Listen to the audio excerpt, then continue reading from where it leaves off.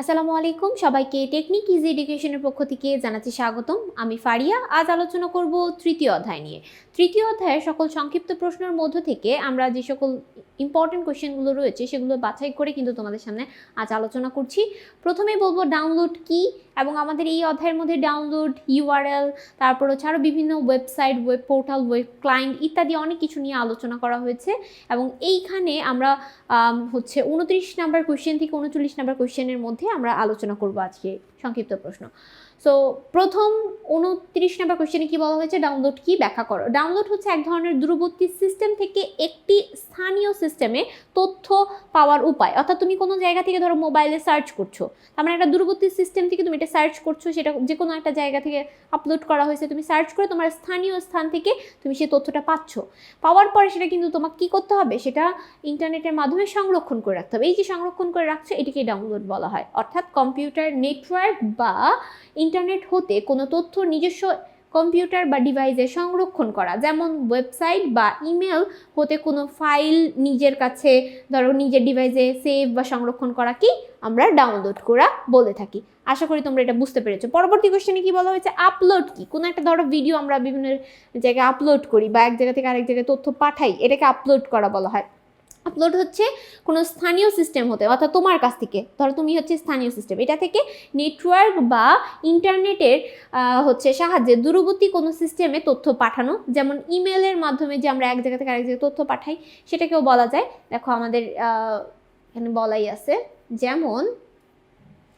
যেমন ইমেলের মাধ্যমে কোনো ফাইল কাউকে পাঠানো হলে ওই ইমেলের সার্ভারে সেটা সেভ হয়। তার মানে তুমি হচ্ছে স্থানীয় স্থান থেকে পাঠাচ্ছ এবং সে হচ্ছে দূরবর্তী স্থান থেকে রিসিভ করছে, তার মানে এটাকে বলা হয় হচ্ছে আমাদের আপলোড করা। আশা করি তোমরা বুঝতে পেরেছো। এরপরে পরবর্তী কোশ্চেনে কি বলা হয়েছে, 31 নম্বর কোশ্চেনে, যে ওয়েব ব্রাউজার কি, জনপ্রিয় কিছু ওয়েব ব্রাউজারের নাম লেখো।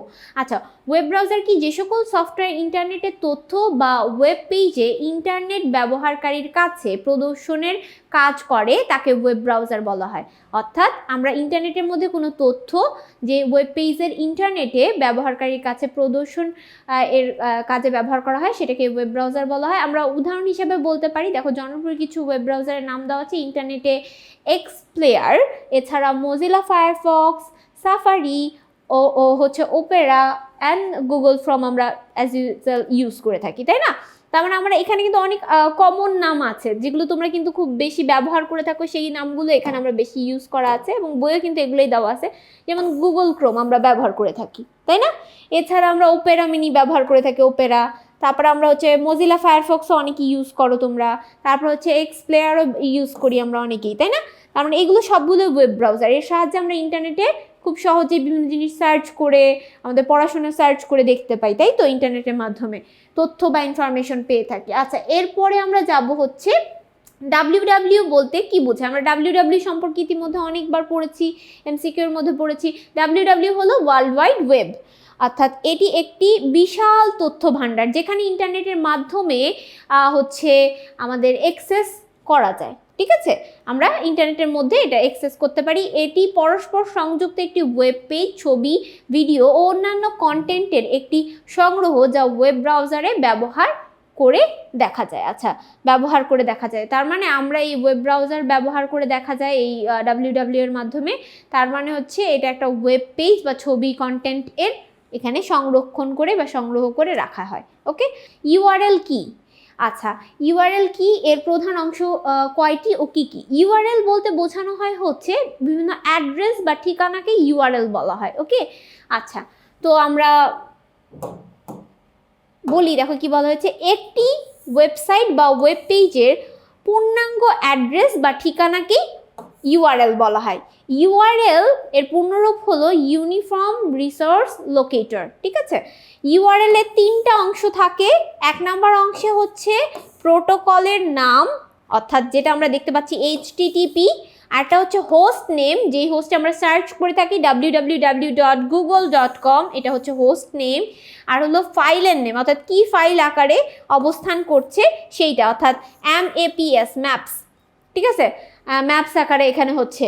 তার মানে এরকম টাইপের অনেক টাইপের আমরা কিন্তু ইউআরএল দেখতে পাই, যেমন ইউটিউবের আলাদা ইউআরএল রয়েছে, ফেসবুকের আলাদা রয়েছে, আমাদের বিভিন্ন গভর্নমেন্টের যে হচ্ছে আমরা বিভিন্ন সেবা পাচ্ছি সেটার জন্য আলাদা আলাদা ওয়েবসাইটের পেজে ওয়েব পেজ রয়েছে, ওয়েব পোর্টাল রয়েছে, সেখানে আমরা আলাদা আলাদা ইউআরএল দেখতে পাই। আশা করি ইউআরএল কি সেটা সম্পর্কে তোমরা বুঝতে পেরেছেন। খুবই ইম্পর্টেন্ট একটা কোয়েশ্চেন, খুবই ইম্পর্টেন্ট, আমি এটা 3 স্টার দিয়ে দিচ্ছি। হ্যাঁ, এটা একটু ভালো মতো তোমরা পড়বে।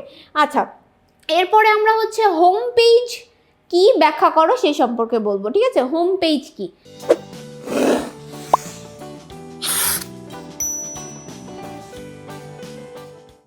কোনো প্রতিষ্ঠান, কোম্পানি বা ব্যক্তির ওয়েবসাইটের মূল পেজকেই হোম পেজ বলা হয়। এটি সাধারণত স্টার্ট পেজ এর সেট করা থাকে, অর্থাৎ প্রথম যেই পেজটা, অর্থাৎ প্রথমেই অন করার পরেই যে পেজটা দেখা যায় স্টার্টিংয়ে, সেটাকেই আমরা হোম পেজ বলে থাকি। অর্থাৎ ব্রাউজারের ওয়েব অ্যাড্রেস টাইপ করে ক্লিক করার সাথে সাথে যে পেজটি প্রদর্শিত হয় তাই হচ্ছে হোম পেজ। আমাদের টেকনিক ইজি এডুকেশন সার্চ করার পর তোমরা যেটা প্রথম দেখতে পারবে ওটাই হচ্ছে আমাদের হোম পেজ। ওকে, আচ্ছা, তারপরে আমরা দেখব বুকমার্ক কি। বুকমার্ক সম্পর্কে ব্যাখ্যা করো। বুকমার্ক হচ্ছে এক ধরনের ওয়েব পেজ এর একটি হচ্ছে তালিকা বা লিস্ট। ওকে, যেখান থেকে কোনো একটা ওয়েবসাইট বা ওয়েব পেজ এর নাম সিলেক্ট করা সরাসরি কোনো ওয়েব পেজে যাওয়া যায়, মানে সরাসরি কোনো একটা ওয়েব পেজে যাওয়ার জন্য সেই সিলেক্টেড লিস্ট থেকে আমরা খুব সহজে সেখানে যেতে পারি। তাহলে বুকমার্ক হলো একটা তালিকা বা লিস্ট যেখানে আমরা ওয়েব পেজকে তালিকা আকারে সেখানে সাজানো থাকে। ওকে, তারপরে কি বলা হয়েছে, রিলোড অর রিফ্রেশ কমান্ড কেন দরকার? আমাদের কম্পিউটারে আমরা রিফ্রেশ করি কিছুক্ষণ পর পর, বা রিলোডের অপশনগুলো কেন দরকার? যে সকল ওয়েব পেজ এর ডেটা অনবরত পরিবর্তন হয় সেই সকল ওয়েব পেজ পড়ার সময় মাঝপথে কোনো পরিবর্তন হচ্ছে কিনা তা জানার জন্য রিলোড বা রিফ্রেশ কমান্ড দিতে হয়। অনেক সময় আমরা দেখতে পাই যে আমরা যখন জিমেল পাঠাই, তো অনেকগুলো জিমেল যখন একসাথে পাঠানো হয়, সবাই মিলে একটা জিমেলে ধরো অনেক মেল পাঠাচ্ছে, তো মেল পাঠানোর সময় অনেক সময় হচ্ছে রিফ্রেশ না দিলে নতুন আপডেটেড যে জিমেল থাকে সেটা আসে না, মানে মেলটা যেটা আসার কথা সেটা আসে না। সেই ক্ষেত্রে কিছুক্ষণ পরপর আমাদের আপডেট বা রিফ্রেশ দিয়ে দিতে হয়, রিফ্রেশ কমান্ডটা দিতে হয়। বিশেষ কোনো ডাইনামিক ওয়েব পেজের জন্য এই রিলোড বা রিফ্রেশ কমান্ড খুব গুরুত্বপূর্ণ, ঠিক আছে? সো রিফ্রেশ কেন ব্যবহার করা হয় আশা করি বুঝতে পেরেছি।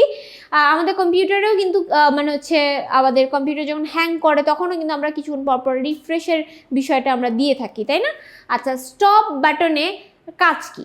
স্টপ বাটনের কাজ হচ্ছে ডাউনলোড বা অন্যান্য কোনো প্রক্রিয়া বন্ধ করার জন্য। ধরো তুমি কোনো একটা কাজ করতেছো, এখন তোমার সেই কাজটার করার দরকার নেই, সেজন্য তুমি এখন সেই কাজটা বন্ধ রাখতে চাও, তার জন্য আমরা স্টপ বাটন হচ্ছে ব্যবহার করে থাকি, ঠিক আছে? তার মানে ডাউনলোড বা অন্যান্য প্রক্রিয়া বন্ধ করে দিতে স্টপ বাটন এর কাজে লাগানো হয়। কোনো ওয়েব পেজে কোনো ডেটা ডাউনলোড হওয়ার সময় যদি কোনো ওয়েব পেজ না দেখার সিদ্ধান্ত নেওয়া হয় তখন আমরা স্টপ বাটনে ক্লিক করে ডাউনলোডটি বন্ধ করে দিতে পারি। মানে ধরো মনে হচ্ছে যে না, আমি এটা ডাউনলোড করব না, বা ভুলবশত ক্লিক হয়ে গেছে, এখন আমি এটা বন্ধ করে দিতে যাচ্ছি এই ওয়েব পেজটা, সেই ক্ষেত্রে তুমি ক্লোজে ক্লিক করতে পারো।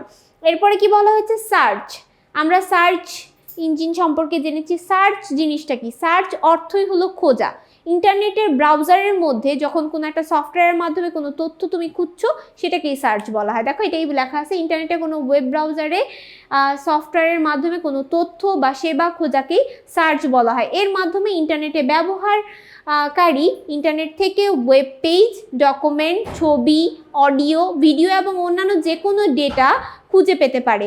সার্চের কাজটি সম্পূর্ণ করে সার্চ ইঞ্জিন যেমন গুগল, ইয়াহু, বিং ইত্যাদি আমাদের হচ্ছে সার্চ ইঞ্জিন হিসাবে আমরা ব্যবহার করে থাকি। তাহলে সার্চ ইঞ্জিন কোনগুলো? গুগল, ইয়াহু ও বিং। আরও অনেক ধরনের সার্চ ইঞ্জিন আছে কিন্তু।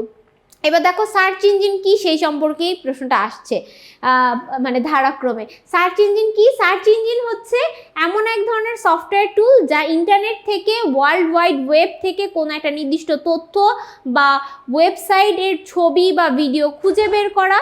এটি ব্যবহারকারীর দেওয়া প্রশ্নের কিওয়ার্ড এর সূত্র ধরে বিশাল ডেটাবেস থেকে সবচেয়ে প্রাসঙ্গিক ফলাফলগুলো গুরুত্বের ধারাক্রম অনুযায়ী আমাদের তালিকার আকারে প্রদর্শন করে। অর্থাৎ আমাদের হচ্ছে আমরা যেই সার্চ ইঞ্জিনে সার্চ করছি, তো সেইখানে আমরা যেই কথাগুলো দিয়ে সার্চ করি সেগুলো আমাদের কিওয়ার্ড। এই কিওয়ার্ডগুলো তারা সূত্র আকারে ধরে বিশাল ডেটাবেস, অর্থাৎ এখানে কিন্তু অনেক ইনফরমেশন রয়েছে।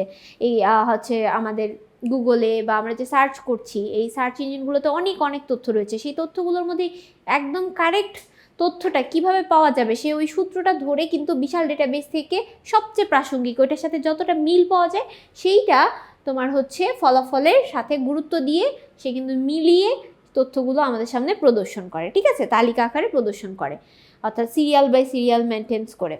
বর্তমানে জনপ্রিয় কিছু সার্চ ইঞ্জিনের মধ্যে রয়েছে গুগল, যেটা আমরা সবাই ইউজ করি মোটামুটি, তাই না? আর ইয়াহু এবং বিং। তার মানে আশা করি সার্চ ইঞ্জিন কি এবং সার্চ ইঞ্জিন সম্পর্কে তোমাদের যদি নাও বলতাম তোমরা লিখে আসতে পারতা, তবুও আমাদের এখানে সুন্দর করে গুছিয়ে লেখা আছে, এটা পড়ে দেন সুন্দর করে আমরা পরীক্ষার হলে লিখে আসবো। ওকে, এই ছিল আমাদের মানে হচ্ছে সংক্ষিপ্ত যতগুলো প্রশ্ন, সবগুলো বিস্তারিত আলোচনা। আশা করি তোমরা এই পর্বটি বুঝতে পেরেছো। পরবর্তী পর্ব দেখার জন্য আমন্ত্রণ জানিয়ে এখানেই বিদায় নিচ্ছি। আল্লাহ হাফেজ। আসসালামু আলাইকুম রহমতুল্লাহি ওয়া বারাকাতুহু।